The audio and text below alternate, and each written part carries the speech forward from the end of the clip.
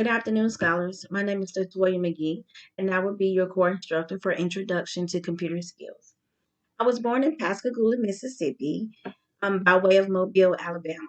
I moved to Montgomery in 2001, where I attended Auburn University of Montgomery and obtained my bachelor's degree in early childhood and elementary education. I received my master's degree in instructional leadership from the University of West Alabama in Livingston, Alabama. My hobbies include dancing, teaching step to middle school, high school age students, and spending a great amount of time with my identical twin boys. I'm very excited to have the opportunity to teach each and every one of you in this online setting.